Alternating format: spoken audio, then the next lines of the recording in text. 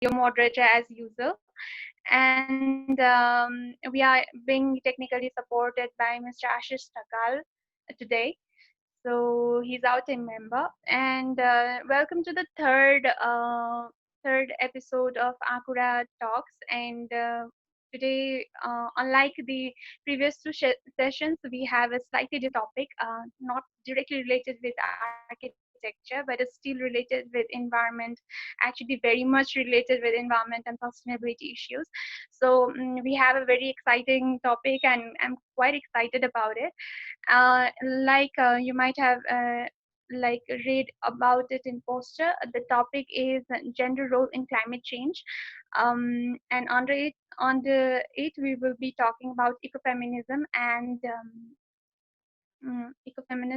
sustainable menstruation. Sorry, nearly lost it. Anyway, so yes, to, these are the topics that might be confusing to a lot of people and might not be able to grab the intensity of it, the meaning and all. These are the things that we often come across, but then we tend to dismiss it, thinking that it's not directly related with us. It's something about it, or as something that we think maybe it's not directly related with us, and it it's somehow is associated with a specific community or a specific gender, or like a specific or some marginalized groups and all.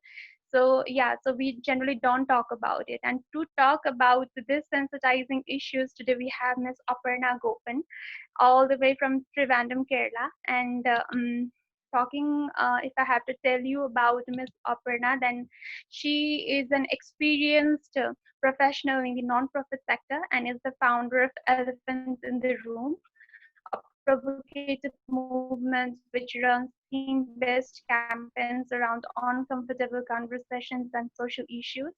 So Elephant in the Room, it's kind of what does it exactly mean? I think Aparna would be the best person to tell you about it, because see, I have heard her telling about Elephant in the Room, and it's somehow captivating. So I will let her explain about it later. So she has worked as a guest catalyst for gender, media, and global issues in Kanthari International Training Center for social visionaries, and is a mentor for mentees in Asia and Africa.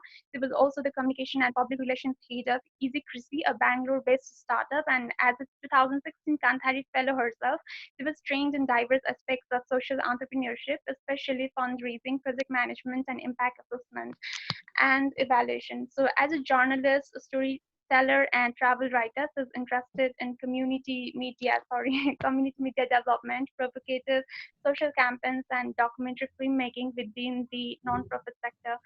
So, she was in Kenya for some initials, and um, I think yeah, initial understanding of gender-related issues in East Africa for a project in 2017, and she works as a freelance content writer and social media brand strategist for various nonprofits and publications. And we should not be missing this. Her written work was awarded by World Pulse and was selected as one of the most topmost featured stories for 16 days of activism against gender-based violence. She was a TEDx speaker at the greatest TEDx event in her home state, that is Thiruvananthapuram, I think. That's the capital in Trivandrum, and is a professional speaker and consultant for various government and corporate organizations. So I think we should not be wasting another time, and we will just let Aparna take this session forward, and we will hear her what she has got to say about this intriguing topic today we have. So yes, the floor is all yours, Aparna. Yeah. Hi, everyone. Hi, Pragya. Hi, Kumari. I can see you. Okay. So, yeah, again, like I'm here as the founder of Elephant in the Room. And like how Pragya said, to maybe give you an understanding of the concept, it will do us good to just imagine ourselves trapped in a very small room, a small room with four walls all around us and no door, no window, very small room, which can fit just one person. So we are trapped in that room. And then imagine an elephant being introduced into this room, a huge, fat, big elephant. So there is you and a big, fat elephant in a very small room. So you were already very uncomfortable in that room. And now with this elephant, there is no space at all. You're being squished to a corner. There is no space to breathe. There is no space to move around. It's so difficult for you to survive. You might even die. But you know what you do about it? You do nothing about it. You don't even address the elephant. You don't even open your mouth and say, see, I'm trapped here with an elephant. And this elephant, it represents sexuality, it represents sustainable, it represents menstruation, it represents various body parts of us that people asked us not to talk about. So these are the huge elephants in the room. These are things that we live with on a daily basis, that we see on a daily basis, that makes our life very uncomfortable, but things that people ask us not to talk about. Because once you address this elephant in the room, the next question is, what can you do with this elephant? And you're a very tiny person, right? You can't do anything about an elephant. So you remain silent about the elephant, and it continues to make your life a hell. So we talk against issues like these, and ecofeminism and sustainable menstruation, our topic today, are also very huge taboos. Things are changing right now. It's not as great a taboo as it was 10 years ago, but still it is a taboo. There are many communities that do not talk about it. There is a society that is very oblivious to things happening to our environment and to the marginalized genders in the society. So to start with, ecofeminism, it is a theory, it is a movement within the feminist movement, and it actually says that there are connections between the degradation of environment and the oppression of women. So this is a theory that emerged in the mid 1970s. It emerged with the second wave of feminism movement, and also it developed alongside the green movement. So what it basically argues is that the deterioration of environment or the degradation of environment and the oppression of women, both of these are the consequences of patriarchy and capitalism. It also goes on to say that we cannot make changes in one without affecting or having an impact on the other. And to simplify this for you, for instance, it says that we cannot achieve environmental sustainability at the sake of women's rights or gender equality.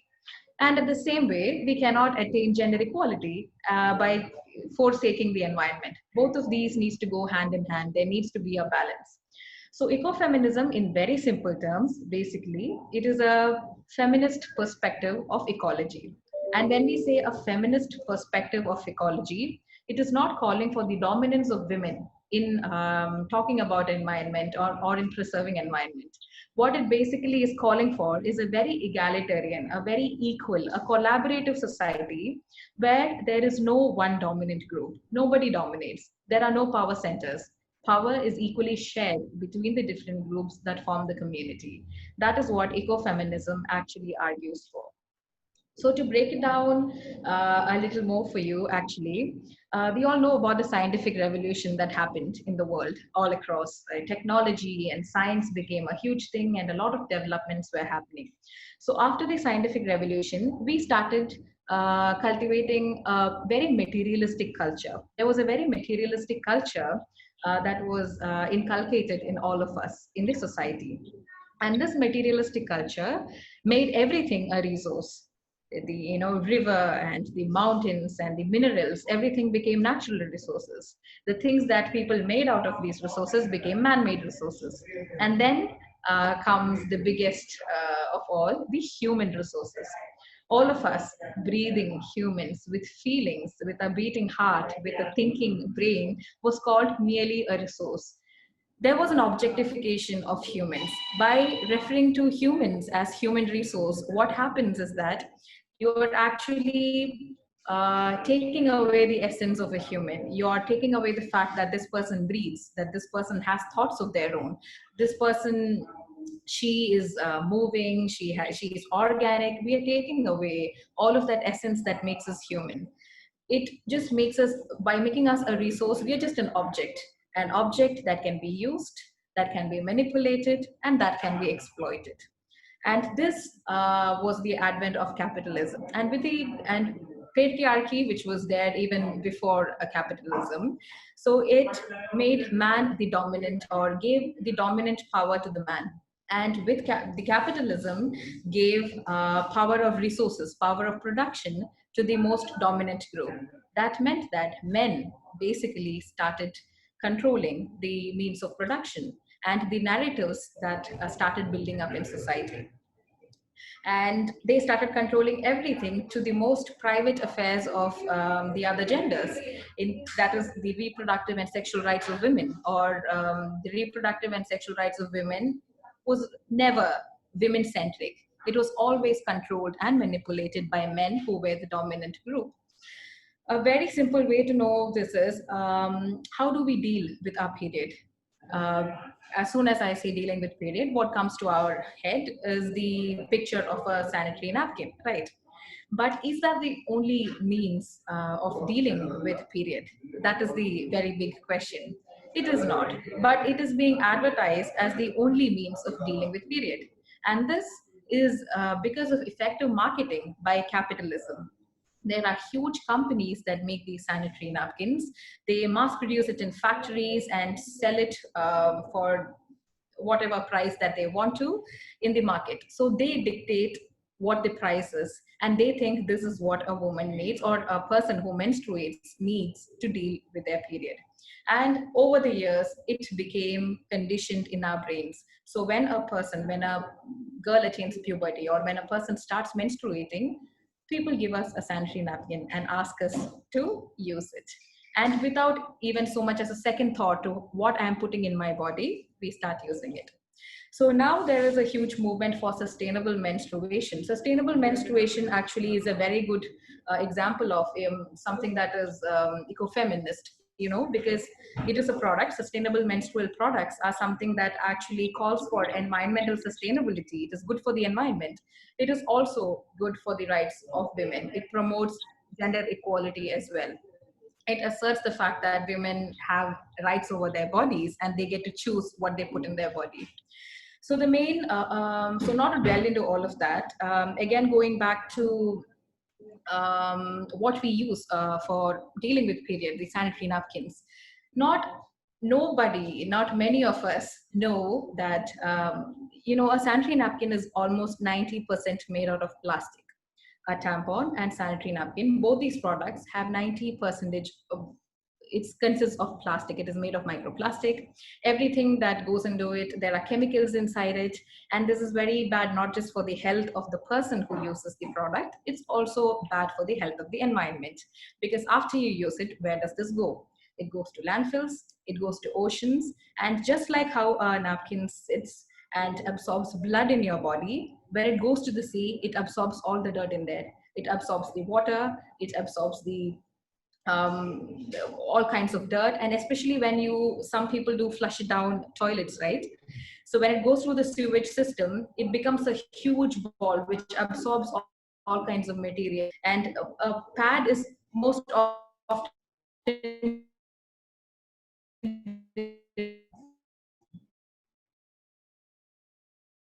that's because people throw down pads and it sits there and it keeps absorbing everything that comes around it. So you understand how these are how it is very bad for the environment. Also, because since it's made out of plastic, it does not decompose very easily. It takes years and years for it to decompose. And now equate this to what it can be doing to your body. All that plastic that is sitting in your very private area and interacting with your body, it has consequences that you and I are not talking about, because again, there is not much research. There is no scientific research happening behind making these napkins. And that is where we are talking about the other alternatives that we have that are more sustainable for the environment and for our own health. And these, the two most important alternatives that we have are, one, a cloth pad, and the other one is a menstrual cup. So I actually have pictures of it. A cloth pad is very much like a regular pad. So it is made out of cloth, and it has an absorbent layer inside, and it is leak proof. So you use it for when you're menstruating and after 6 to 7 hours, depending on your flow. You change it, you wash it, you dry it in the sun, and then you reuse it again. So you don't have to buy napkins. It's not like buying napkins every other cycle. You can just reuse the same pad that you have. And usually you have around 4 to 5 night pads, 5 to 6 day pads, and a panty liner, and you're set to go for your period cycles for years to come.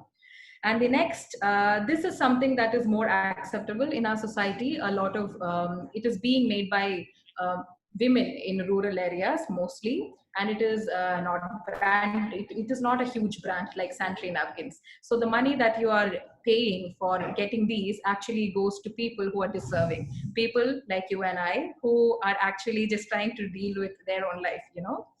And also it does not end up in landfills. It is not made out of plastic, and it is cloth. It is just like the cloth that you wear there, and it does not interact with your body. It does not leave chemicals or residues in your body. It is just natural, made out of cloth. And the one time investment for something like this is anywhere around 200 Indian rupees, and that is a one time investment for 4 to 5 years maybe, until you stop using this. So if you do the math, you know, every time you buy a sanitary napkin, um, you buy a packet of it, you are spending way more in a month than you will be on buying this one time for 5 years. And the other product that is more commonly used is a menstrual cup. So this is how a menstrual cup looks like. So it comes in, yeah, different colors and all of it. It's not always pink. So a menstrual cup, again, what it does is it sits and collects blood. It is not made out of plastic. It is made out of medical grade silicone, and it does not react with your body, and it does not have any harmful effects on your body either. It is just a device, or it is just it is very similar to this cup. You know, this cup, what do you use a cup for? It just, you hold water or you hold tea.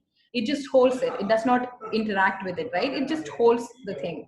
Very similarly, what a cup does is, once you insert a cup inside your vagina, it just sits there and it collects the blood until you take it out. So how to use, the reasons why this is not popular is because in cultures like in Nepal, in India, in Sri Lanka, in most of our South Asian cultures, there is this taboo of virginity, of how nothing foreign should be lodged inside a woman's vagina or her private part.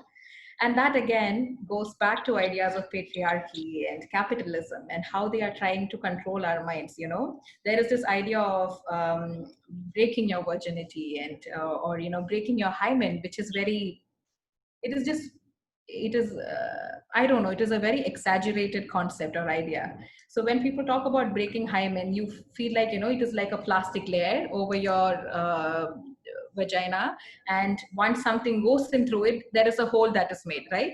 That is the idea that we get. And it is far from that. It is not a covering or anything. Uh, it is just a formation of tissues, like how the rest of our human body is made. It is also just a formation of tissues. Some women are born with a hymen, some women are not born with a hymen.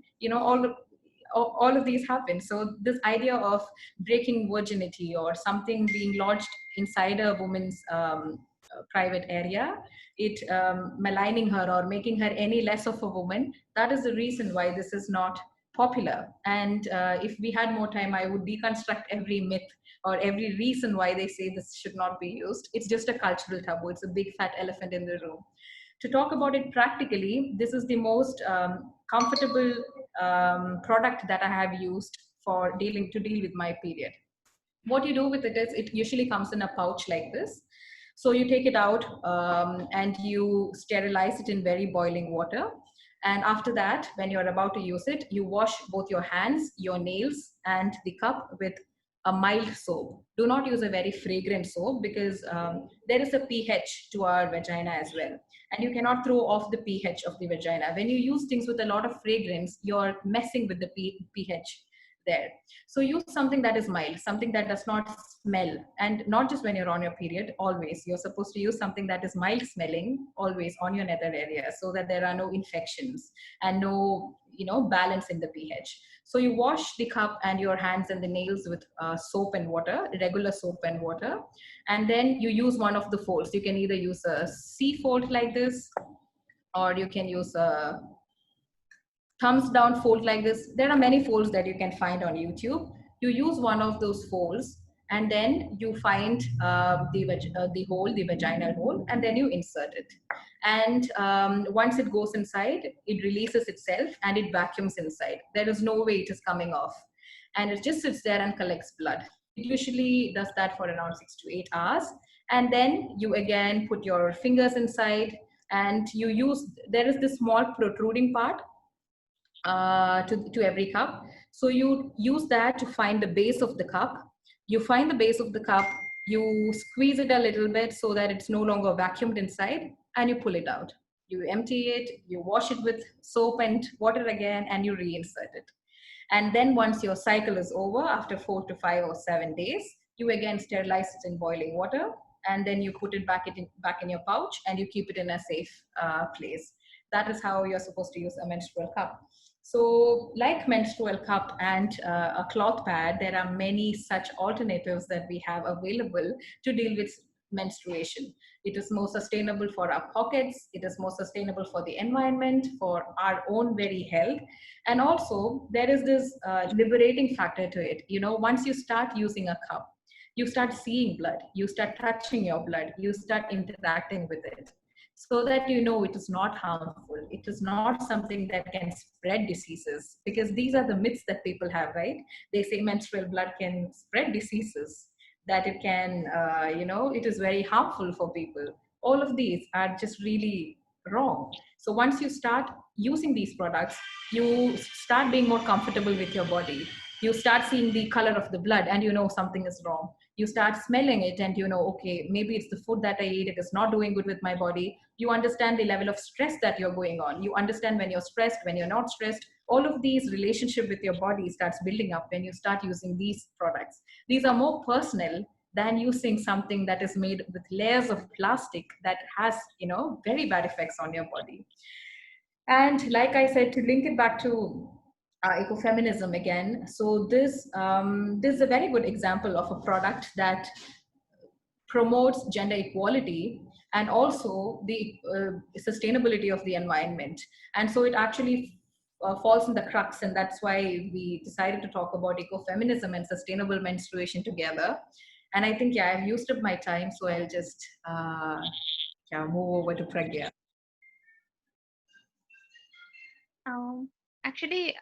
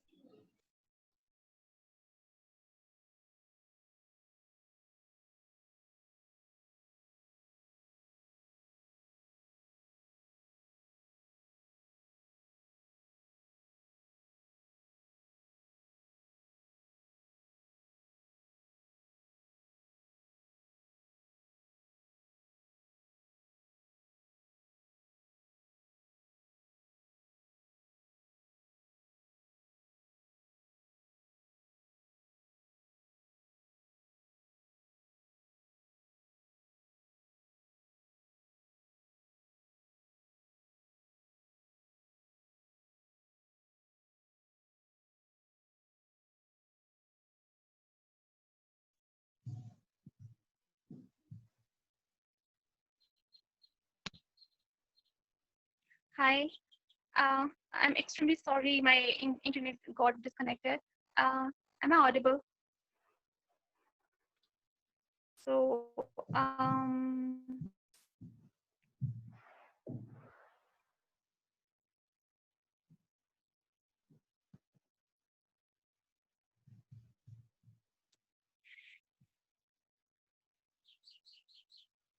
so yes, I'm really sorry, but I still don't have internet connections with my laptop, so there might be some problem. But I have some questions that I want to ask to Aparna. So when I was searching about this topic today, I found it written that like we can solve climate change if we involve women. But then how does it actually work in grassroots level or in practical way? Can we have some insights from you, Aparna, about that? Okay.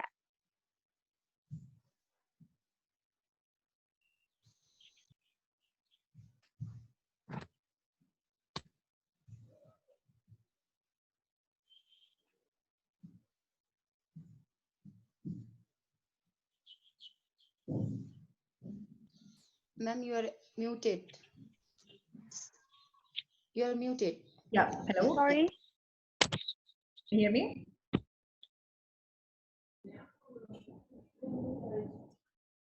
Pragya. Yeah, so I lost you a little bit, so I did not really get your question. So if you could just give me the crux of what you were asking.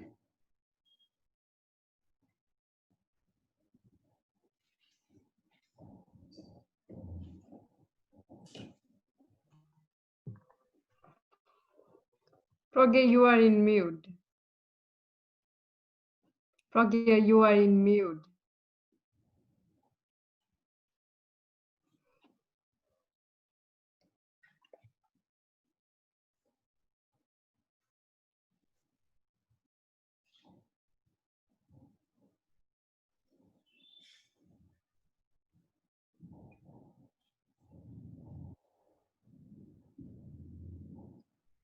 Question is, uh, Yeah, Pragya. so my question is like I when I was searching about this topic today on this gender, like how gender can play a role in climate change. I was reading like we can solve climate change if we involve women. But like how do we do that? Like how does it work in practical or in grassroots level? We want some insights on that from you, Aparna. All right. Yeah. So at the even at the grassroots level, so if you think about it, at the end of the day, so we live in a society where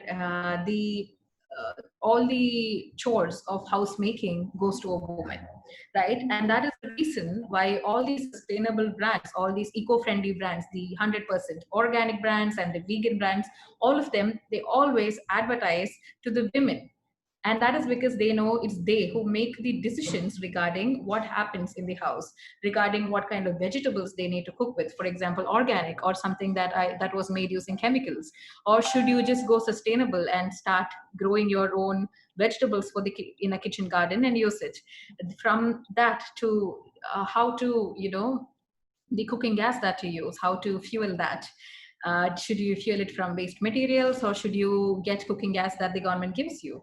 And to all these choices are actually made by the mother in the family or the woman in a family, even today, because there is a gender imbalance in the workforce. There is not much work in the house that is being done by men because of the gender stereotypes in society. And because of that, much of the power actually does lie in a woman to make these choices. And it's not just that. When it comes to the oppression of the environment, it is something that women and marginalized genders can actually feel very close to, because that is how they have been objectified or they have been marginalized over the years as well. And that is the reason why in every environmental struggle today, it is often the women who are at the forefront, including the Chipko movement in India and the noted climate activist Greta Thunberg, a child who is also, so it is more often easier for us to associate with the oppression of the environment because of the oppression we have been through for centuries. And because of that, we have this empathy for doing something good. And also, at the end of the day, it is because of this patriarchy and the gender imbalance in the workforce, it is often the women who get to make these decisions of what food to go in, or what um, you know. And this is actually coming from a very middle class, from a middle class outlook, even going even lower to the lower classes. When it comes to rural areas, the burden of getting fossil fuels for the family or fetching water for the family, it again falls on the women and the girl child of the family. So there is no other choice but to care about climate change, but to care about the environment. What if the river that they are going through dries up? It means they have to go to another river in another village. That means they are putting their life at more risk than they are already doing. So it is a matter of existential crisis. It is a matter of our own existence. The preservation of environment is actually a woman's problem. It is a matter of our own existence at the end of the day. When you start looking at these patterns and at these consumption patterns, at these production patterns, at how there are such interlinks, and then it makes very better sense that women are at the center of any movement towards sustainability, towards the preservation of nature, towards environmental promotion. So, like, I mean, when people are slowly starting to embrace that, like, environment is our everyone's responsibility, everybody should be conscious of acting responsibly and all. Don't you think this is kind of like a regressive kind of perspective, like saying that women are much more related to it and all? Yeah, so I think where the problem comes is when, for example, saying Mother Nature, or adjectives like that, where you compare woman to the nature, saying, a mother is caring, and just like how a woman is caring and empathetic and sacrificing, the nature is also sacrificing and caring and empowering and compassionate. Such associations, those are wrong, those are regressive, those are what we need to fight against. Yes. And I'm very much against such parallels, that even within ecofeminism there are branches that draws parallels between these, which I am particularly against. Those we need to fight, because that again is reinforcing these gender stereotypes of a woman being sacrificing, or a woman being um, nurturing, and a woman being motherly, and all of these are just again reinforcement of these stereotypes we are fighting against. So if we look at those points, then yes, there is a problem that we need to fight against. However, the fact that the responsibility, and also the fact that some people think having a feminist perspective of ecology means the burden of saving the planet falls on women, and that is wrong. No, the burden of saving the planet falls on all of us who live in the planet, yes. But what needs to be done is that you need to have a more collaborative, a more egalitarian idea. And to have a more egalitarian idea of saving the planet or the environment, you need to get more feminist, or you need to get more away from patriarchy, because feminism at the end of the day is not about making women the dominant group, or making women the power center. It is about dismantling patriarchy and dismantling the power imbalance that lies in the society. So once the power imbalance in the society is dismantled, it becomes more equal. The access to resources become more equal. The distribution of resources become more equal, and decision making becomes more equal. And that is why I think policies, environmental policies, or talking about environmental preservation needs to be more feminist, or it needs to be more um, yeah, it needs to be more inclusive and feminist. And by that, I don't mean women should be given the burden of saving the planet. I just mean that it should be more away from patriarchy than it is actually now. So I was looking at the criticism, and then I read that, like, it's like it's it's a trial to put feminism over the top of everything else. How do you defend that? Feminism, I don't know. There are things that are simultaneously happening in the world, right? We need to eradicate racism as much as we need to eradicate gender equality. We need to eradicate poverty as much as we need to eradicate gender-based violence or violence in general. So these are all different fights that we are having in the world. But um, but every person in the world, when you're born, is assigned a gender, right? You're born either a girl or a boy. So according to the society, I mean. So from the Yeah. moment that you come out in the world, gender is being assigned to you, and it doesn't stop there. It starts defining you. You start being limited by it, or you start being you get to progress because of it. Because you are born in a particular gender, you get certain privileges that you don't get because you were not born in a particular gender. You also get limited because you were born in a particular gender. So it was not right to claim that any movement or any theory or any fight that we have for a better future is about something else. It all happens simultaneously. But it is also very important to talk about, feminism when you talk about environment or you talk about any other issue. Similarly, it is also very important to talk about environment. When you talk about feminism, it goes hand in hand. Nothing is over the other, but everything. uh, I think you understand the fact that our life is so much ingrained to gender or people's idea of our gender. It shows us how much that fight is worth fighting. So it is just everywhere. It is just interlinked with everything that we do in our life, whether it be something about environment or economy or poverty or hunger. It just somehow comes to play. There is a gender aspect to everything, and that needs to be considered when we make policies. Is just because you're making policies about environment does not mean you do not have to think about women issues or gender equality issues or gender or the issues of marginalized genders. You need to think about this because that also forms a part uh, in the whole process of the thing. So, like, Aparna, this is a topic that that you know rarely people talk about it or we focus on it. So, how come you are like fascinated with this all idea? Is there any personal experiences or anything that has got to do with it? I mean, please, you can share your experiences with us in brief.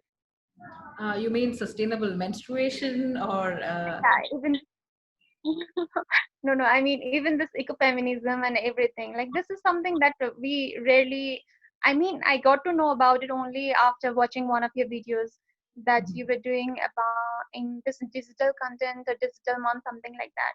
So you said that the idea was originated from around like 1970s. It's more than like 45 years and so on. But then people still don't know about it.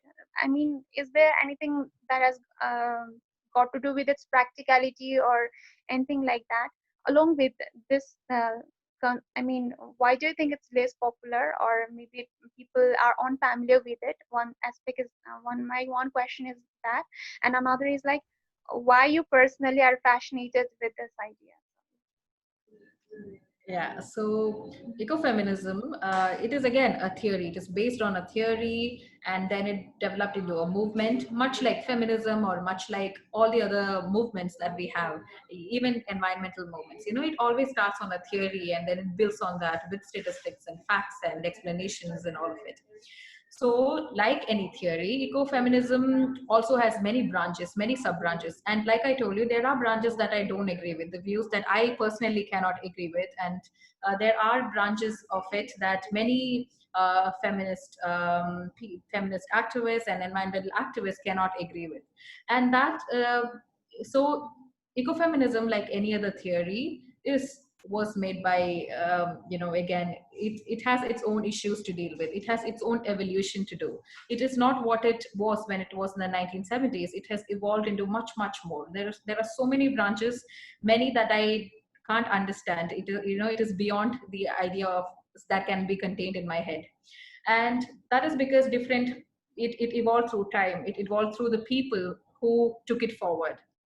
And that is also one of the reasons why it is not very popular, because it is just one of the branches of feminism. Feminism is a huge movement. It has so many sub branches and so many very little subgroups within it. And when people usually talk about feminism, they have, it's usually with a preconceived notion. It is with the notion that, okay, it is calling for women to be the dominant gender now. They are saying women are better than men. There is this idea about what feminism is. And basically that is not what feminism is. Feminism is just asking for gender equality and equal status for all genders, not just women, for the environment, for the LGBTQIA plus community, everybody. It is just saying, get away with patriarchy. Let there not be one power center around one particular gender. Let all of us be equals. So that is what feminism is saying. And all of these ecofeminism and all the other branches within feminism have um, its own area to deal with. And not many people know about it because it is not really taught anywhere, right? It is not a part of our academic syllabus anywhere. It is not something that people talk about every day, because there is this fear of being tagged a feminist. It is apparently a bad thing. It is apparently asking for too much. So you get a lot of um, fights. If you identify yourself as a feminist, there is a lot of fights that you have to go through. There is a lot of shame that you have to go through. And because of all this, there is only this blanket notion of what is feminism that is available everywhere, available for the common man to understand or to know. And that is also the reason why ecofeminism is not very popular, because it isn't again, it isn't benefiting the dominant power center. It isn't benefiting men or patriarchal systems. It is not benefiting capitalism, which means the big companies who own the newspapers, who own magazines, who own TV channels. And these are the places where we find all our information from, right? Where we get manipulated, where we get our data, the information, the news. And when something does not benefit any of these systems, they rarely talk about it. And that is the reason why we do not hear about most of the things that really matter to us, including menstruation. Yeah, and your personal fascination? Oh, yeah. My personal fascination, basically, I was born in a very conservative family in South India, where having my hair loose was a problem. I should always have my hair tied because I'm a woman and I need to not attract attention. I was always asked to keep my mouth shut and not ask questions, whether it be about the first period of mine or anything particular. And I think that kept building up, and I kept questioning all of this, and then I kept being tagged a rebel. And there came a point in time when I sat down and I thought about all the elephants that I live with. And then all these things came into picture, sustainable menstruation, sex education, ecofeminism, all of these things came into the picture. And then from there on, it was a journey of understanding all this, because nobody teaches us this. My mother doesn't sit down with me and talk about all this. My teacher does not talk about all this. My library does not have books about this. So it was basically about finding it on my own. And then it was a fight to find about all this. And then I think, yeah, so on and on. Mm. Okay, so I want to ask you a few questions related to sustainable menstruation. I don't know if you know, but then in some in almost in the remote parts of my country, our country Nepal, there even to get to sit with the family during this periods is itself a great thing. I mean, there's a system called chowpadi where Yeah. this women in periods are kept separately or isolated in a hut, and these are very unhygienic huts, and then there are chances of getting snake bites and etc. So this topic or these issues make headlines whenever some women die due to snake bites and or something like that. Yeah. Otherwise it again becomes forgotten or let it be kind. So Yeah. uh, only now that people are being a bit more aware about this for sanitation and menstruation and all. And I remember I was talking with one of my sister come friend that why don't we, since this kind of thoughts and this kind of perceptions or traditions or beliefs, they have been existing in society since ages. It's not easy for us to fight in a single day and fight against all these things, right?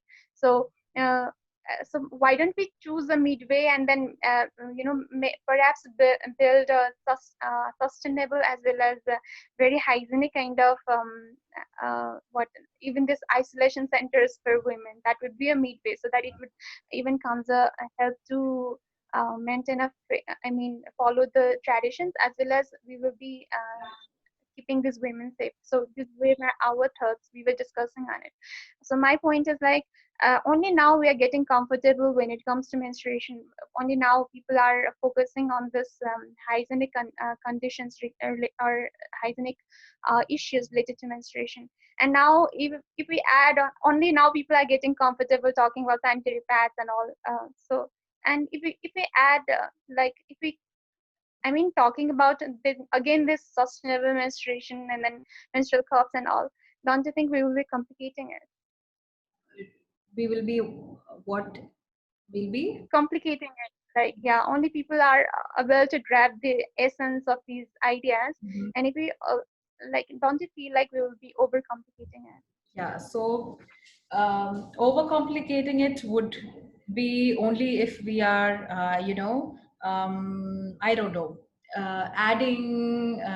adding something that is not there, because it feels like an overcomplication now, because all these years we have been told that the only way to deal with a period is to use the sanitary napkin, right? And that is why introducing something new looks like an overcomplicated matter. Well, it isn't. It is, all these things have existed.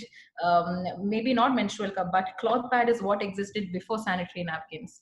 It is actually sanitary napkins that came and complicated things. So we are trying to decomplicate things now, because earlier maybe our mothers or maybe our grandmothers, they did not have sanitary napkins to use. What they used was cloth that they had. And in many villages, even in India, they use there are communities that cannot afford sanitary napkins, so they use plastic bags, they use newspapers, they use sawdust, they use whatever they can find around. Some are hygienic, some are not hygienic. They use all of this to deal with period. And there is something called period poverty as well in most parts of Nepal and countries like India.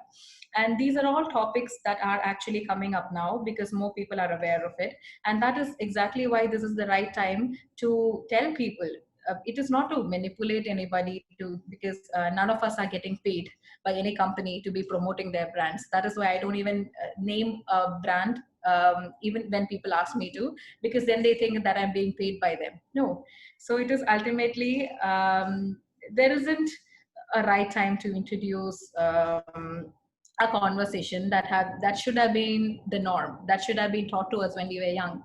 So basically, when we had our first period, we should have been given the options to choose from, existing options. These are all existing options. These are not new, complicated things that have been researched and found out just now. These are things that have been existing for a while, but we have not been using it because of the taboos in society. Taboos that asked us not to talk about menstruation. Taboos that they tell us that virginity is something that we need to,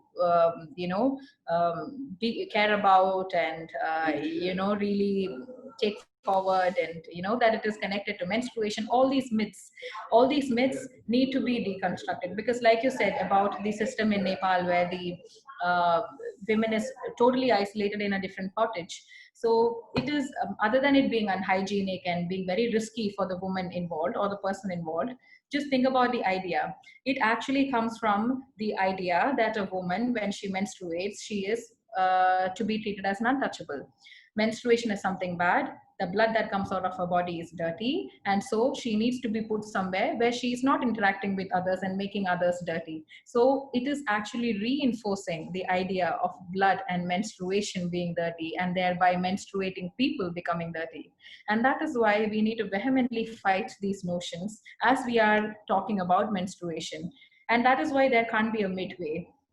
Instead of having a cottage, why don't we put them in a concrete building, so that they are isolated again? Because again, you are isolating the person who is menstruating, and giving more reasons for others to tell that, okay, yeah, the person is dirty, the person, she's bleeding, it's dirty blood, so she or the person needs to be kept aside. So we need not encourage such ideas. We need not encourage such myths.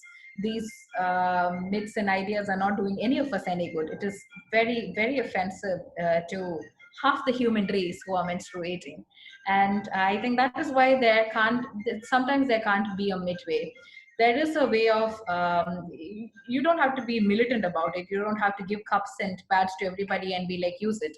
It is ultimately a person's choice to use what they want. If they choose to use a sanitary napkin or a cup or a pad, but what I'm trying to insist is that the person needs to have information readily available to make this choice. It shouldn't be that the only choice that the person has is a napkin. The person should have the ability to choose between the alternatives that are available, and if they choose something like sanitary napkin, it is upon them. It is their decision to make. And I just think that every person should have the agency of choice. And just because you're born in a particular community or class or gender, you should not be devoid of that choice. And that is what it is about ultimately. Okay. So, like, we today have very less participants compared to the previous sessions. Maybe it's not related to directly with architecture and all. So that could be one reason. And second could be like we approached you a little late and on a very short notice, and it was like very kind of you to join us.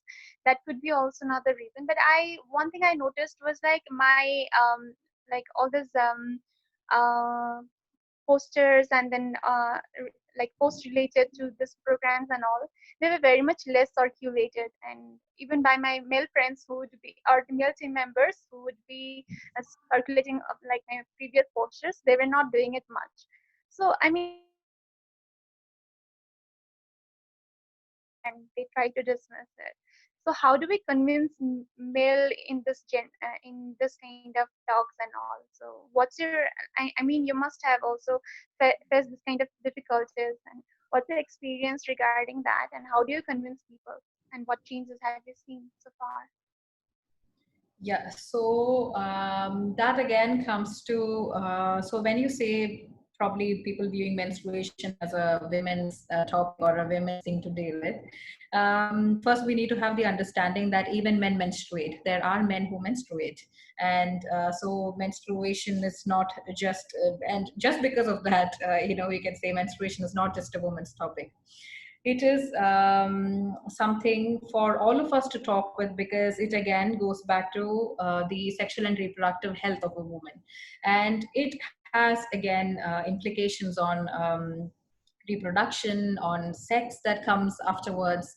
So none of us have actual sex education, in the society. And that, I think, is very essential for us to interact with each other. All these um, you know how your male friends talk about the period as something that is very alien, something that is like a monster, something that gives mood swings to their girlfriends.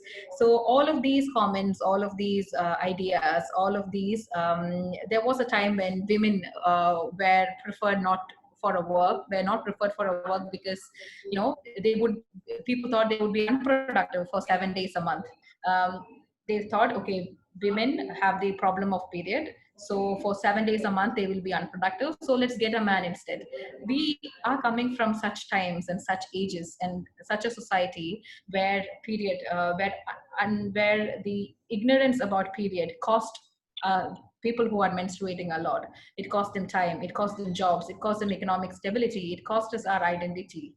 So, and because of this very reason, it is not just a woman's problem. It is something that all of us need to talk about, because menstruation doesn't come as a one off subject. It comes with talks about reproduction, about sex education. And I think that involves all of us, because we know nobody is living as an island. We are all living with human interactions and understanding of each other.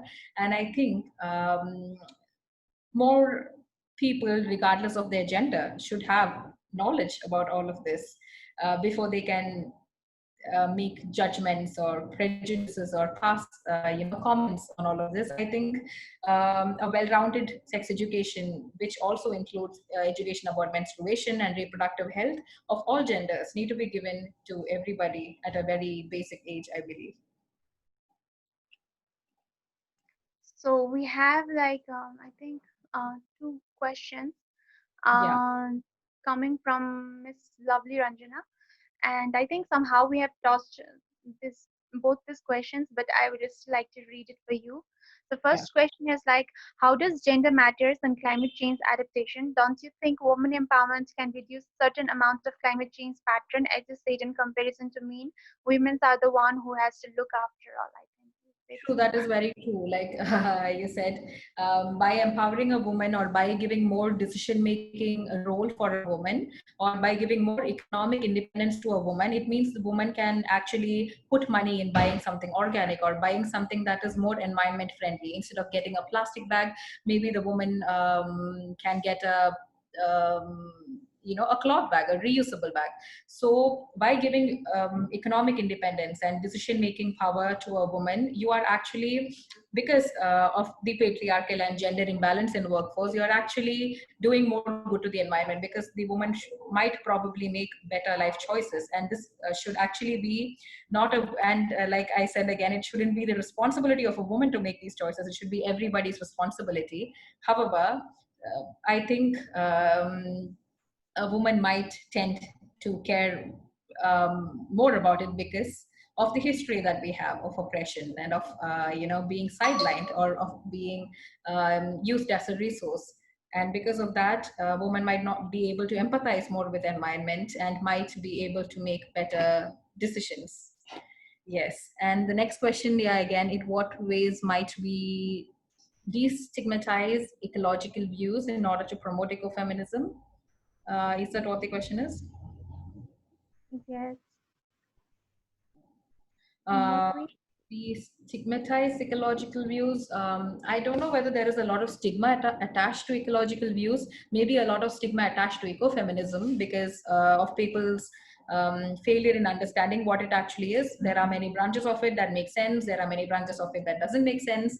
It is again like anything else, evolving through the age and time. And so, yeah, what role can ecofeminism play in social movements? Ecofeminism in itself is a social movement, you know. So it calls for a feminist perspective of ecology.